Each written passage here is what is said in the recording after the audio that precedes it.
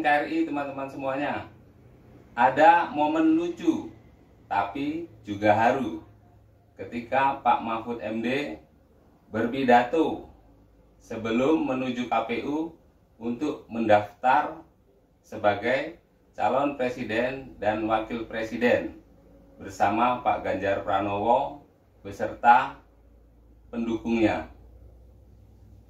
Beliau menceritakan sebuah peristiwa yang dialaminya tahun 2019 saat Pilpres. Beliau hampir saja, nyaris saja terpilih sebagai calon wakil presidennya Pak Jokowi waktu itu. Namun di detik-detik terakhir pendaftaran Capres-Cawapres di KPU,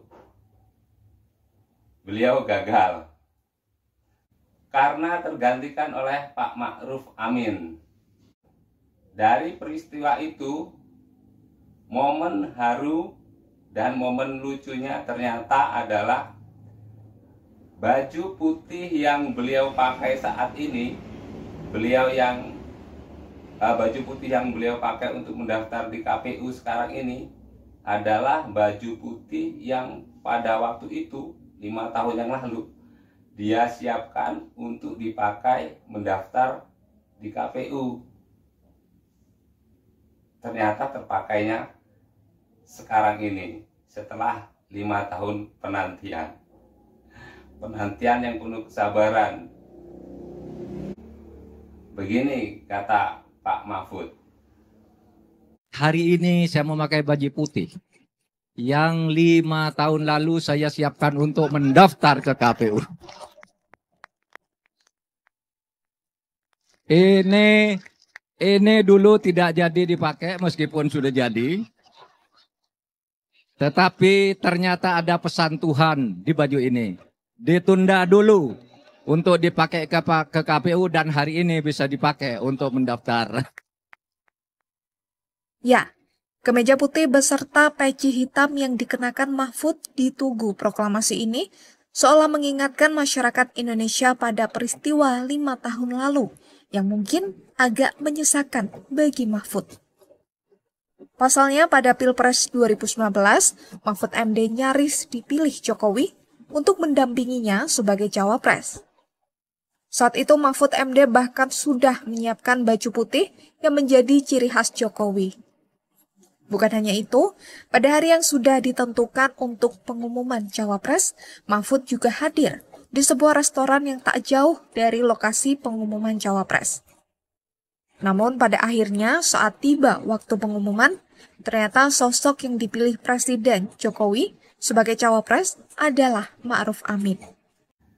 Menurut Roma Hurmuzi atau yang akrab disapa Romi, mengatakan bahwa kegagalan Pak Mahfud MD sebagai cawapresnya, calon wakil presidennya Pak Jokowi itu ada 3 orang, yaitu Surya Paloh, Muhaimin Iskandar, dan Airlangga Hartarto.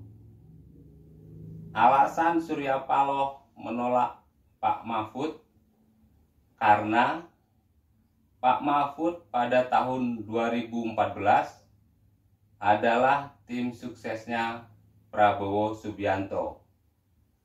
Nah, dari tahun 2014 sampai 2019 masih terbawa-bawa oleh Surya Paloh. Masih baper. Namanya politik kan pasti ada perubahan. Nggak ada teman dan lawan yang abadi, adanya kepentingan. Tapi Surya Paloh tetap menyimpannya di hatinya. Sepertinya dendam banget pada Pak Mahfud ya. Terus alasan Muhaimin Iskandar sebagai Ketua Umum PKB. Dia menyatakan kalau Pak Mahfud itu bukan orang NU. Lucu kan? Jadi menurut orang NU itu harus ada KTA-nya, karena Pak Mahfud kan nggak punya KTA. Jadi tolok ukur NU itu punya KTA atau enggak. Lucu kan? dinilai dari KTA. Kemudian alasan Erlangga Hartarto menolak Pak Mahfud sebagai cawapresnya Pak Jokowi, karena dulu pernah mengusulkan pembubaran Golkar sehabis lengsernya Soeharto, setelah runtuhnya rezim Orde Baru. Nah, kita tahu sendirilah seperti apa Golkar pada waktu itu. Pada waktu itu belum partai namanya, belum partai Golkar, tapi masih Golkar. Sebenarnya yang mengusulkan pembubaran itu bukan Pak Mahfud saja, tapi sebagian rakyat Indonesia ini juga mengusulkan itu. Atas hal itu, Pak Mahfud meresponnya dengan bijaksana. Ini kata beliau. Pilihan Pak Jokowi sesuai dengan wewenangnya dan pertimbangan politik yang matang sesuai dengan konfigurasinya. Saya tidak kecewa, ya kaget saja karena sudah diminta mempersiapkan diri, bahkan sudah agak detail. Tapi menurut saya biasa di dalam politik itu tidak apa-apa. Kita harus lebih mengutamakan keselamatan negara ini daripada sekedar nama Mahfud atau nama Ma'ruf Amin atau nama siapa gitu ya. Meski gagal menjadi cawapres, Mahfud MD nyatanya tetap menjadi orang kepercayaan Jokowi. Buktinya, ia langsung diangkat menjadi Menko Polhukam dan tak pernah diganti sejak awal kabinet Jokowi Ma'ruf.